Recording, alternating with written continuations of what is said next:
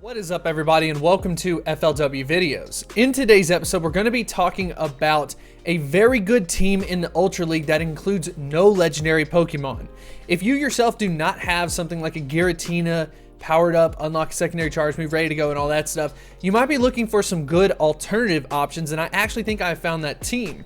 I've been very confident in the Ultra League over the past week because I finally found a couple of teams that just really started pulling together some wins, and today we're going to be talking about this team with Venusaur, Alolan Muk, and then finally we have Poliwrath. So Poliwrath is the newest addition to this team.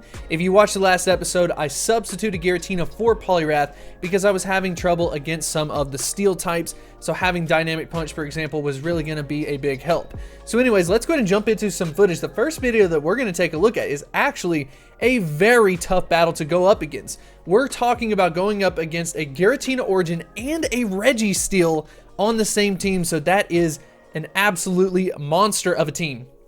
Anyways, let's go ahead and jump into it.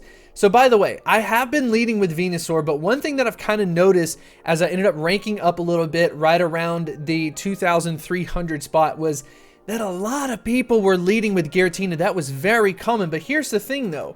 The way that my team is set up is something like an Alolan Muk would be the absolute direct counter to the Giratina, but I can promise you, as far as this general strategy is concerned, if I end up swapping into an Alolan Muk, they're just going to swap out to the counter to that, maybe like a Swampert, for example. So I'm actually opting to go in with Poliwrath, and it isn't something that I necessarily did on purpose, but what I ended up finding out was that switching into Poliwrath, it ended up kind of being my like sacrificial Pokemon where I just kind of sacrificed it and kept the Alolan Muk alive, kept the Venusaur alive, and it ended up helping me get a lot of victories. I can't perfectly explain it or like articulate it, but maybe if there is someone who's really into PvP and understands why that would make a lot of sense, definitely let me know in the comment section below.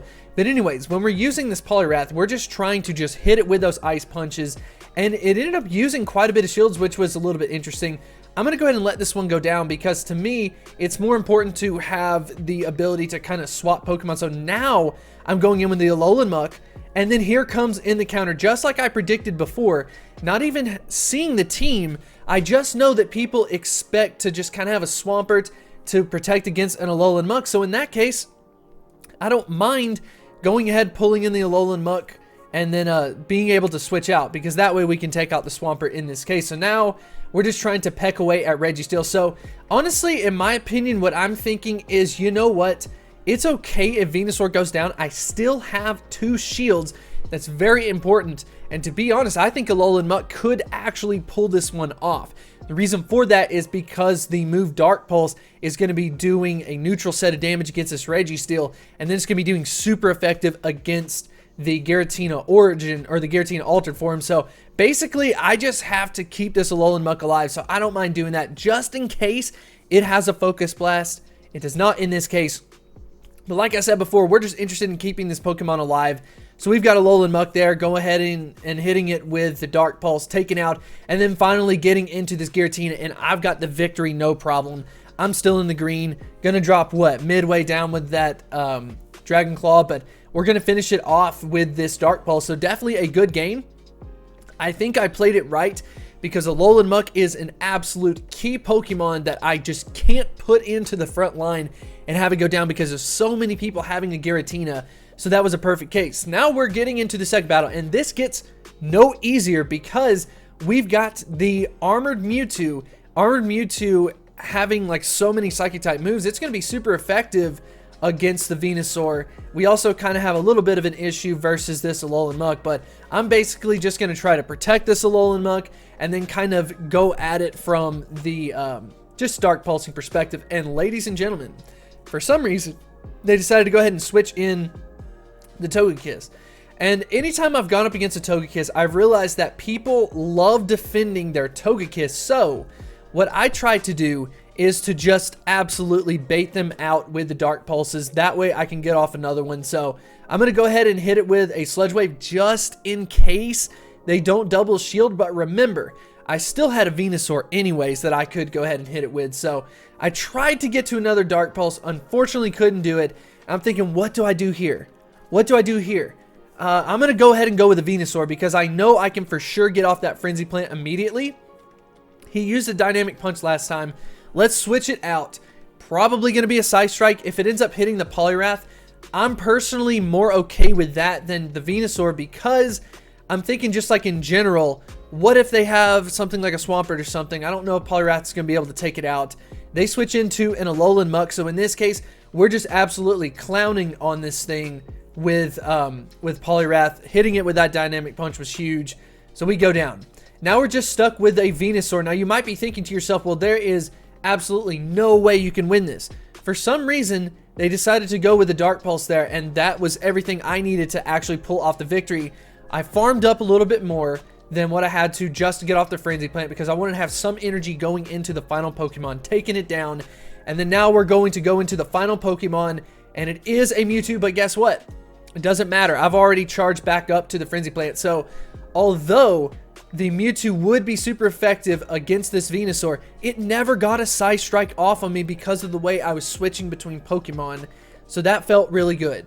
Now finally, this is something that I was very used to seeing, but more recently, once I got up to about 2,400 trophies, I stopped seeing the Swampert leads.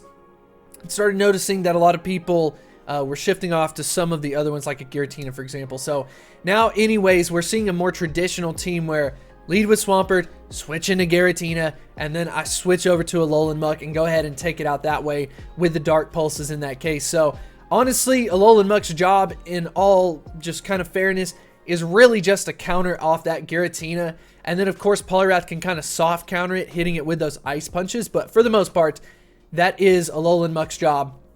And I typically like to go ahead and protect it, get that Giratina down no matter what. Who knows? Maybe they've got something like a Charm User or something. There we go. We've got Togekiss. But I'm going to go ahead and hit it with Venusaur instead, and then go with that Sludge Bomb, and he lets me hit him. All right, cool. So now all I'm going to have to do is just hit him with the Frenzy Plant, and then I'll be able to take him out. Now, I decided not to shield here, and this is actually kind of interesting, and I want to talk about it briefly. For some reason, a lot of the users of Togekiss have stopped carrying Flamethrower from my experience. I've seen so many of the Ancient Powers maybe fishing for a boost, and then secondly, maybe Aerial Ace, but I'm just not seeing Flamethrower as much, so I took the risk there that it wasn't going to have a Flamethrower. That way I could save myself a shield, and I want to definitely go ahead and do that. And then in this case, I could theoretically take out the Giratina. It's of course going to be up to him, but Venusaur is definitely kind of like my MVP Pokemon right here. So let's switch it out. Let's just save it just in case, and we're just going to soak up the damage, and then of course take out the Giratina. So in this case, I don't mind taking those hits. It kind of helps me build up for my charge moves, just because we're just going to be able to absolutely tear him up now. So there we go with the Dynamic Punch. Dynamic Punch does great neutral damage to the Swampert, and I tried to get off another one. I ended up losing the charge move priority tie, unfortunately, but I got hit with an Earthquake. I feel like that was a little bit excessive because of how much energy he's getting rid of. So now it's going to end up coming down to Alolan Muck, but guess what? Because he ended up using the Earthquake there, he's not going to be able to get back to another charge move to take me out. So we take it out and then finally take out that Giratina. So this was definitely an amazing team, but you were really going to have to kind of know what you were doing as far as swapping and stuff. Just try to think about not necessarily directly countering a Pokemon. Like if they lead with Giratina and I've got Venusaur up, I'm not going to put Alolan Muck in there because they're prepared for that. What they're going to do is just send in a Swampert or send in something that could counter an Alolan Muck because it is such a common Giratina counter. Instead, just trying to use maybe Poliwrath or something and value the ability for you to kind of choose whenever you end up on the switch. Anyways, I hope you do enjoy this episode. Hopefully you ended up learning something from this when we ended up talking through it. Hopefully you enjoy this team. I liked it just because it is a completely non-legendary team, and hopefully you do too.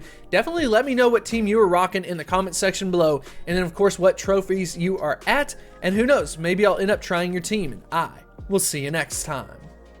If you want to develop a deeper connection, I would highly recommend you to check out Patreon. We've got a lot of really cool things going on over there. Check out all of these supporters that we have. We are almost up to 100. We are also posting some special content, some behind the scenes work. And if that is the type of thing that interests you, I would highly recommend you to check it out.